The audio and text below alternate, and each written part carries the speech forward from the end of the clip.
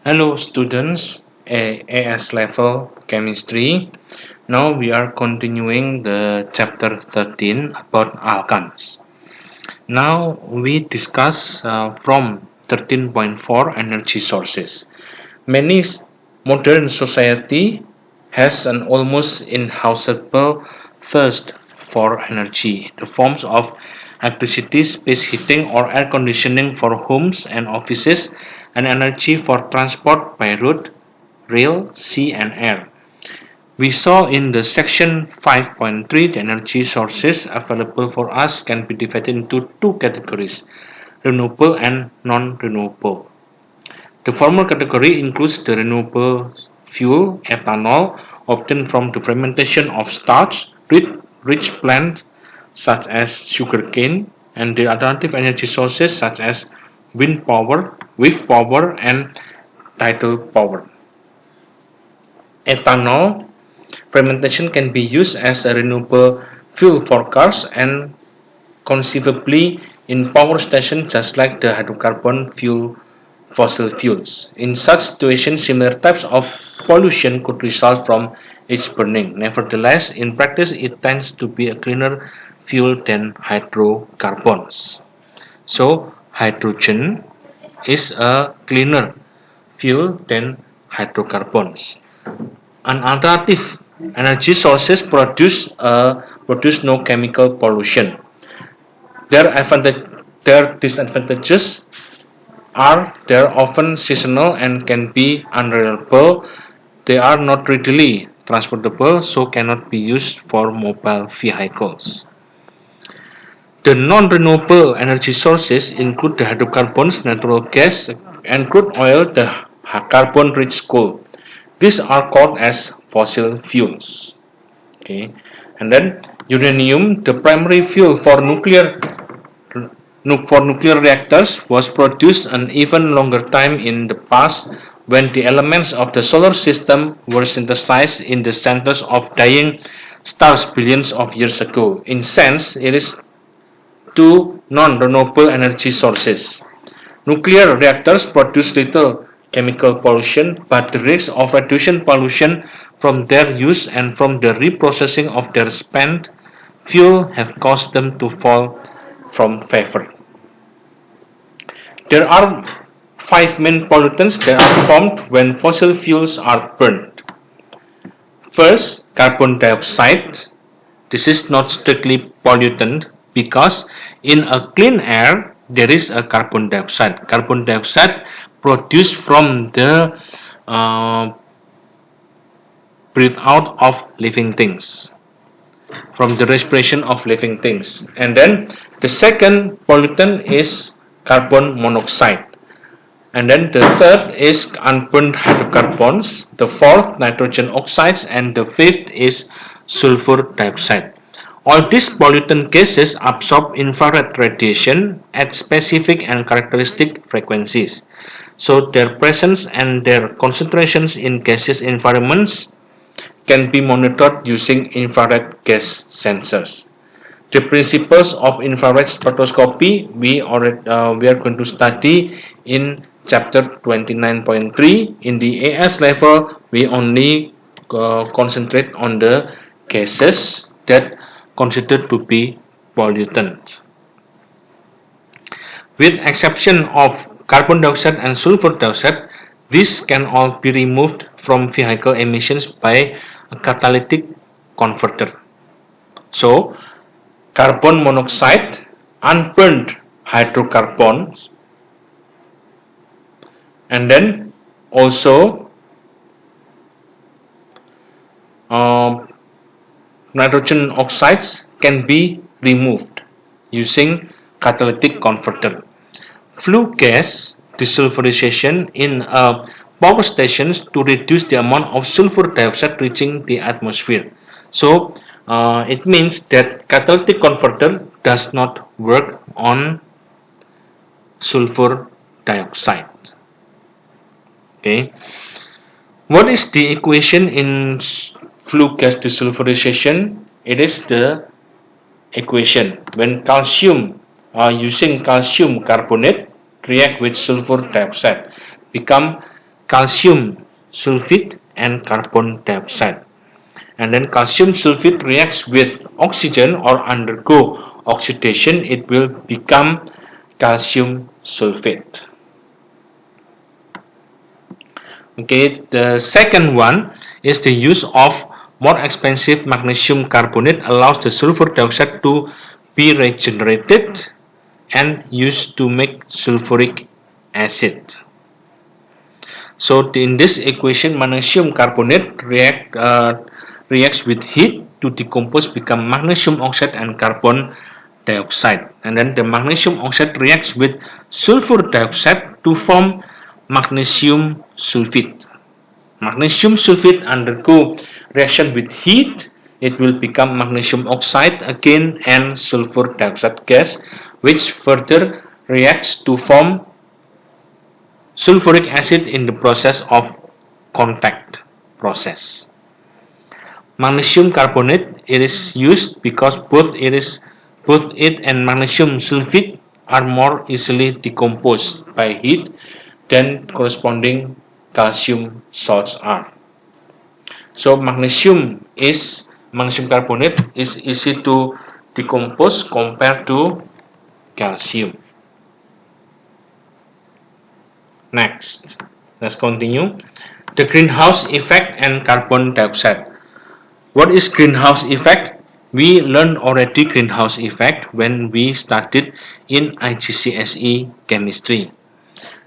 Carbon dioxide is the gas that can trap heat on the surface of the earth that increase the temperature of the earth or called global warming.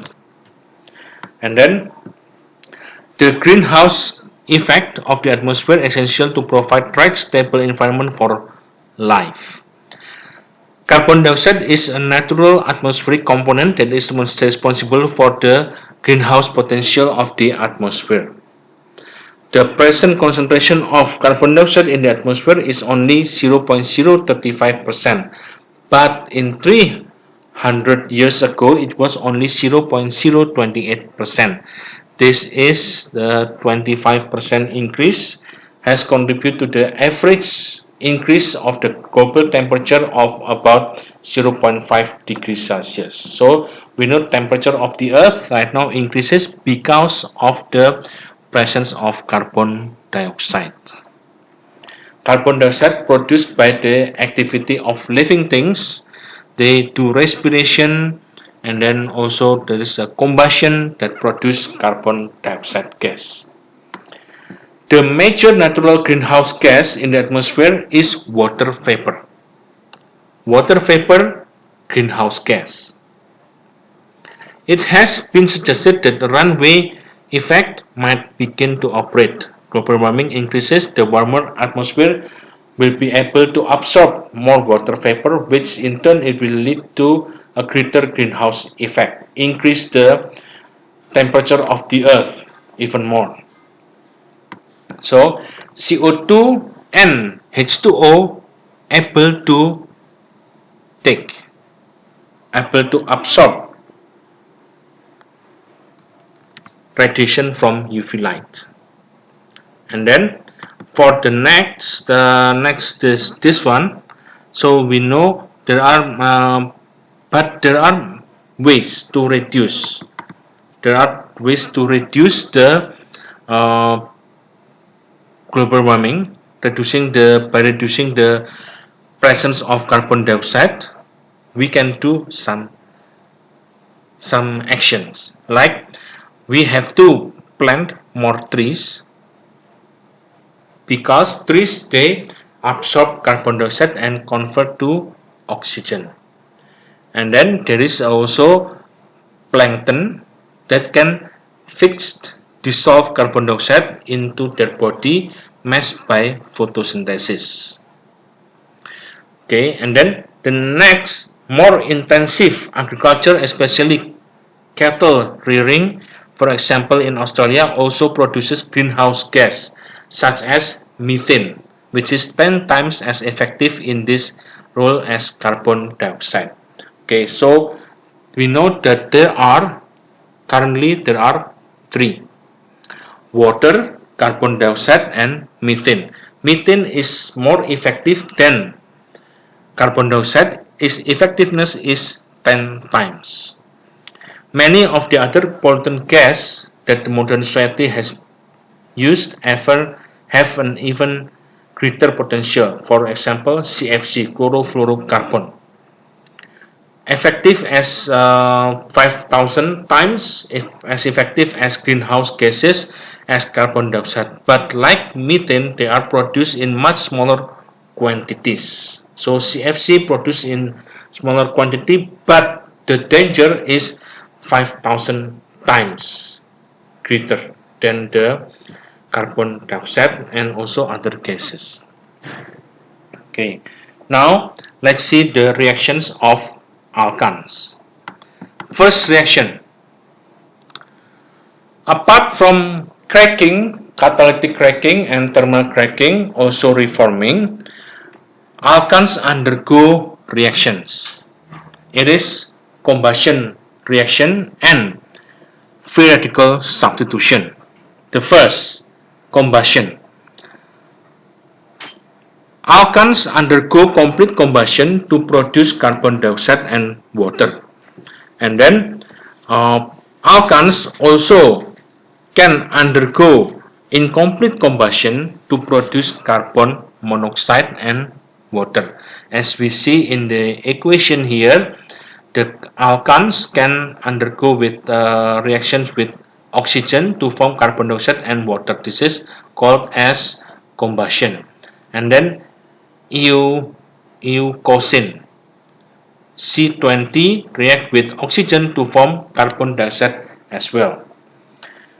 Okay, let's see. In here we have to able to calculate the amount of kilojoule produced by burning a certain alkane per unit mole. And then use the quantitative data, that is 100% yield. Later there will be calculation that involving percentage yield as well. Okay, and then incomplete combustion, as I told you, produce carbon monoxide. And then the second, halogenation, or called as free radical substitution. Alkanes undergo substitution reaction with halogens. The methane reacts vigorously with fluorine even in the dark. Why? Because fluorine is an electronegative element, so it reacts very fast. But for other halogens, alkanes undergo free radical substitution in the presence of UV light.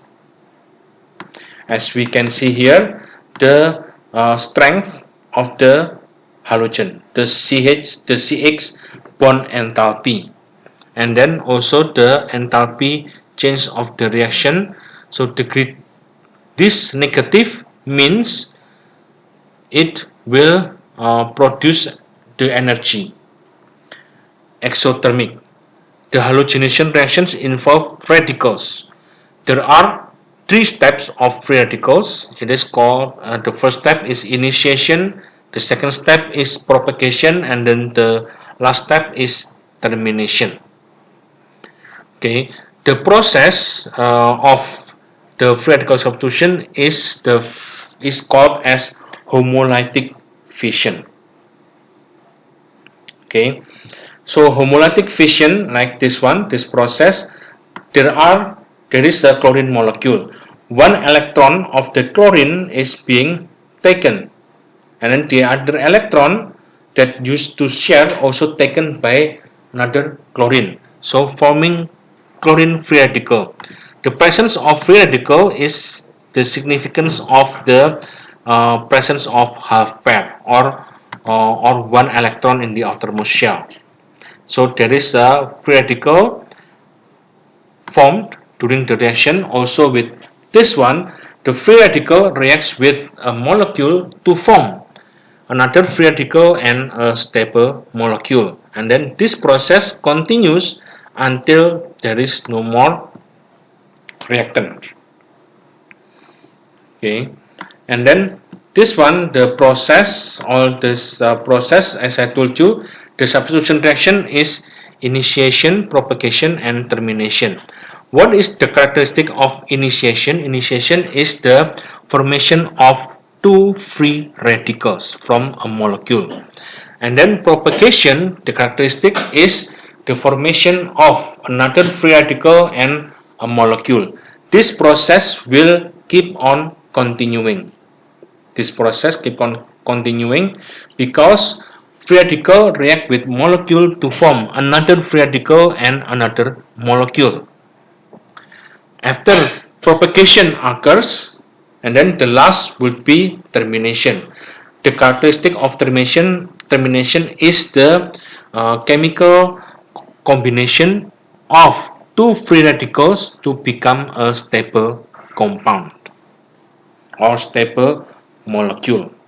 So these are the characteristics of the initiation, propagation, and termination.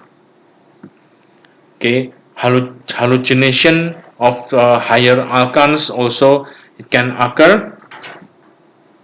Okay, this one, let's see from this structure, halogenations of higher alkanes. So the number of alkyl groups, if 1, it is called primary, if 2 is called secondary, if 3 is called tertiary. Tertiary structure, secondary structure, and primary structure. Also, they will form an free radical, and then positive inductive effect of alkyl group. We know that CH3 carries a positive charge. Positive charge means that it loses an electron. Then where does the electron go? The electron goes to the other molecule, other ion or other part of the molecule. This is called as positive inductive effect. So let's see here the CH3 free radical, there is a 1 electron, and then this free radical reacts with ethyl radical, and then this one will push the electron towards here, and then there is a free radical, so on, and then the free radical, this one, because too many CH3 already combined with the central C, so this one, in order to make experience of even greater stabilization owing to the inductive effect of 3 alkyl groups. Same effect is noticed with carbocation. So in carbocation also the same, there is a positive inductive effect that makes the central carbon atom become positive. Okay, this chapter is already complete. So in the first organic chemistry of AS level, you have to make a summary in the form of mind map, starting from the vertical, which is the first, is called as the fossil fuel, and then fossil fuel undergo fractional distillation to form fractions, and then the fractions, the main fraction is alkanes. Higher alkanes, long chain of alkanes, undergo cracking, thermal cracking, or catalytic cracking to form alkenes, and then alkanes react with oxygen to form CO2 plus H2O, and then in the same alkanes react with UV light and chlorine to form chloroalkanes. The process, the mechanism is called free radical substitution. In the free radical substitution, there are 3 steps: initiation, propagation, and termination. Okay, in the next session, we will continue in the of chapter alkenes, and then I'll show you also how to make the summary of the using mind map.